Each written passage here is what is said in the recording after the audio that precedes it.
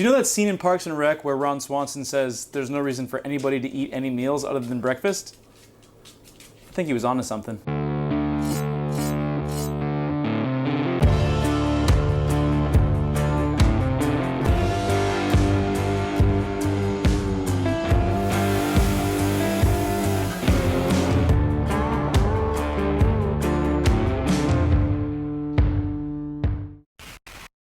Hey guys, welcome back to another episode of Dishes and Fishes, where I show you how to cook and set hooks. Breakfast is arguably the most fun category of meals to cook in your home. And today I want to show you my 4 go-to breakfast recipes that I cook all the time and everybody loves them. Let's jump right into it. So the first recipe that we're going to go over is homemade sausage gravy. This stuff slaps. And to start, we're going to need 1 diced onion. To dice that onion, you're obviously going to need a chef's knife. Here I'm using a custom-made 10-inch carbon steel chef's knife that I got from Mad Made Blades. Mad Made Blades is a custom knife and tool maker out of Nebraska. He's made knives for Food Network chef Christian Petroni and was recently featured on an episode of Forged in Fire on the History Channel. He'll make any type of kitchen knife that you need, whether that's a chef's knife, a paring knife, German-style knife, Giotto-style knife, whatever. His knives are beautiful, they're sharp, they are long-lasting, and they are truly works of art. I'm psyched about this knife. I plan on giving it to my children one day. If you're interested in ordering any of his one-of-a-kind chef's knives, check him out on Instagram and tell him you saw his work in a Dishes and Fishes cooking video to receive 10% off of your first purchase. So in order to make sausage gravy, you're going to need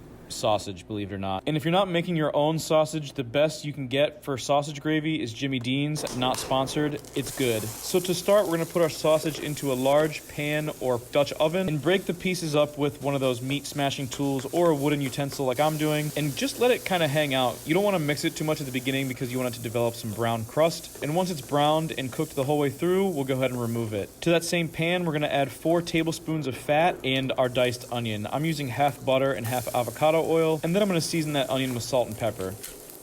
Something else I like to do that I'm not doing in this video is make Southwest sausage gravy. So at this point, I would add some diced red peppers and green peppers, and then to my next few steps, I would add some Frank's Red Hot. It gives the gravy an orange color, but it is very good if you're into like a Southwest style sausage gravy.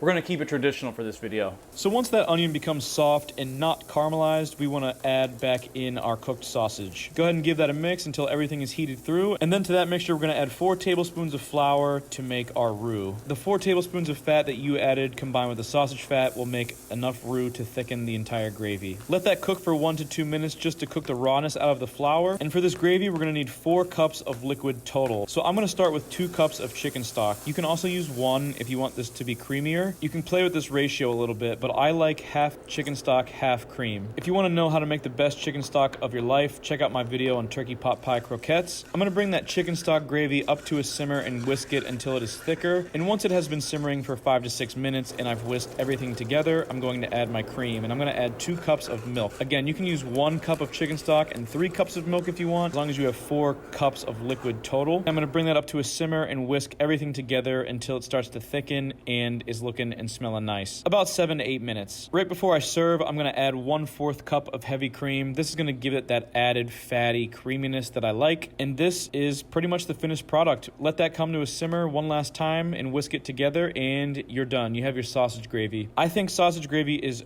20 times better with chicken stock added, not just milk or cream. It needs something else. And if you guys want to change this recipe, this is a great base to get you started. So to serve this, we'll put down our buttermilk biscuit. And if you guys want to learn how to make that, check out the video I did a while back showing you how to make that. We'll add our sausage gravy, and I'm definitely a 2 ladle per biscuit guy. Chives is a way better garnish, but obviously forgot that at the grocery store because I'm not smart. And that is it. Such a delicious, underrated breakfast dish. This gravy also freezes well if you're ever in the mood for a lazy Sunday morning quick breakfast. All right, guys, the next recipe is buttermilk pancakes. And when I say these are the best pancakes that you can make, I mean it. Better than any restaurant that I've ever had. I've made them plenty of times. Just, you gotta trust me here. So to start, we're gonna need dry mix and wet mix for our pancake batter. So for the dry mix, I'm gonna start with 2.5 cups of flour, 1 teaspoon of baking powder, 1 teaspoon of baking soda, 2 teaspoons of salt, and 3 tablespoons of sugar. I'm gonna give that a whisk just to make sure my dry ingredients are evenly distributed. And for my wet mix, I'm going to start with 1 stick of melted butter and 2.5 cups of buttermilk. 1-to-1 buttermilk to flour ratio, by the way. In a separate bowl, I'm going to crack in 2 eggs and remove the egg yolks and add it to my wet mix and set the egg whites aside. I'll go ahead and whisk the wet mix together, and then I'm going to take a hand mixer and whisk my egg whites together until they begin to form stiff peaks. Please don't skip this step. Then I'm going to set those whipped egg whites to the side and add my wet batter to my dry batter. It'll all come together, I promise. And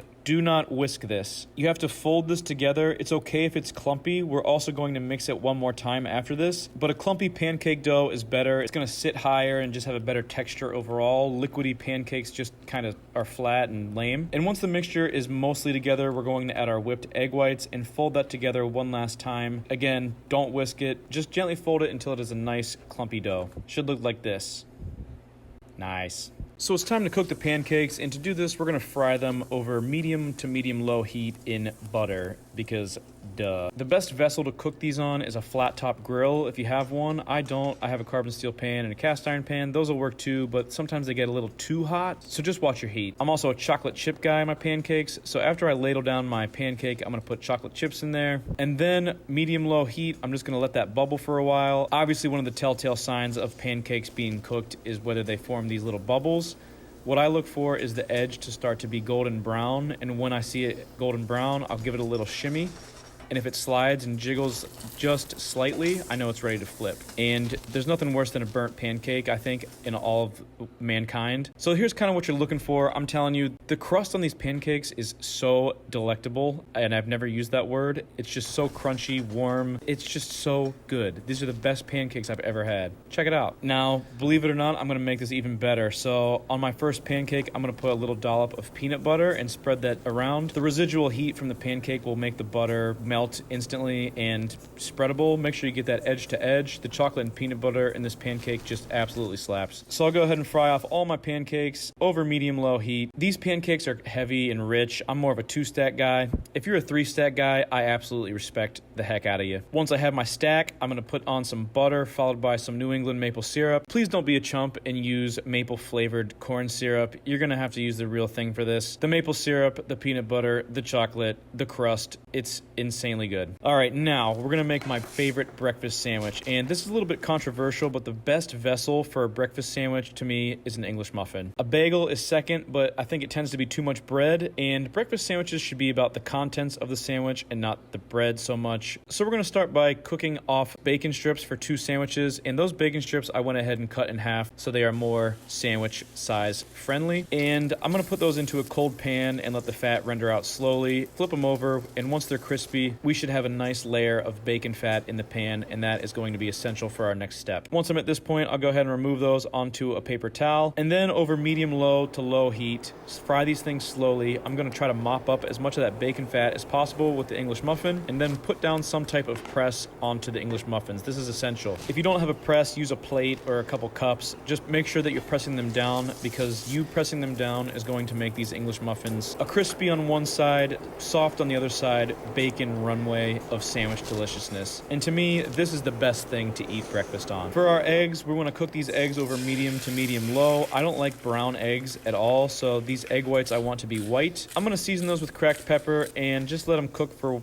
2 to 3 minutes. Give them a flip. Again, you want them to be white, not brown. I'm going to put down 2 bacon slices per piece. And the best breakfast sandwich cheese is white American cheese. There's no debate. And I'm going to seal those bacon strips onto the egg with the cheese with a little steam bath. Put a bowl over it. If you don't want all the cheese, just do 1 piece of cheese and stack all of this on top of each other. Let them steam for a minute and remove the lid. Double American cheese isn't for the faint of heart, but if you can make it work, it's well worth it. Now to build that sandwich, we're going to put down our crispy bacony English muffin, followed by our eggs. And we're going to build this in parchment paper because breakfast sandwiches are just better once they're wrapped in parchment paper. Shout out to Dairy Queen Grill and Chill for teaching me to wrap burgers when I was 15 years old. I've slung a lot of DQ flamethrowers in my day. That's a very underrated sandwich. Shout out DQ. We'll cut that baby in half, and we should be left with a nice, over easy, cheesy, and pleasy breakfast sandwich. This is the best breakfast sandwich that I know how to make. It is awesome. And the last dish that we're going to make is a French omelet, or a Frenchy omelet, as we like to call it in my house, for obvious reasons.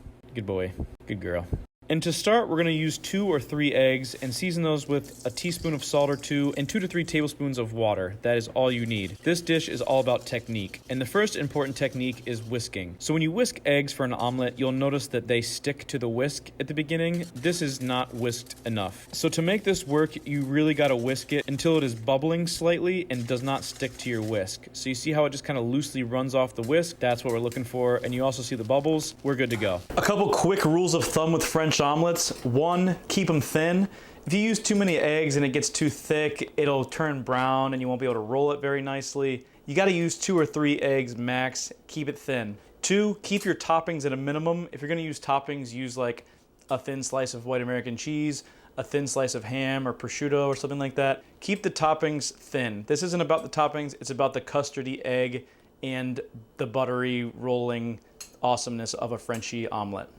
Now the next important technique is the cooking of the omelet. So over medium heat, make sure your pan is hot enough. I like to give all sides of it a spray because the eggs are going to run up the side as well. Dump in our eggs, and then we're going to mix those eggs around thoroughly so nothing sticks to the bottom or the sides and nothing has time to brown up. These eggs you want to make sure are yellow at the end, not brown. I don't want a single inch of brown on this omelet. Okay, at this point, I'm going to pick it up off the burner and spread the eggs along the bottom.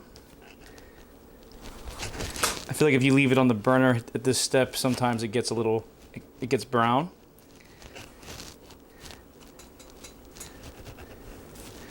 And once I have it all pretty much evenly spread, I'm going to turn off the heat.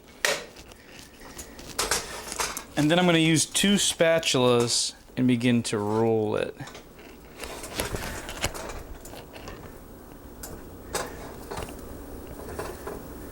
And you see how there's no brown? That is a French omelet. So to finish this French omelet, I like to throw in a little knob of butter and roll it around. The residual heat from the pan will melt the butter. It won't cook it anymore. And the omelet will have a nice, delicious, buttery outside layer that is sure to please anybody that eats it. We will slide that buttery omelet onto a plate, followed by a few drips of butter from the pan if you wish. And I like to finish it with a few cranks of black pepper and some chives. Again, forgot those at the grocery store, so I got parsley. And that is it. This dish is incredibly simple, but it is incredibly good if you have this technique down. You want to make sure you use farm fresh eggs for this recipe because of the center being custardy. The residual heat from the omelet should warm the custard enough to be safe. I've never gotten sick from this and I've eaten it a million times. So that's it, guys. I promise if you utilize those 4 recipes appropriately in your home, you will baffle your children, your guests, your friends, whoever you make this for. All 4 of these dishes are truly amazing. Have some fun with it, give it a try on your own, and thanks for watching, guys.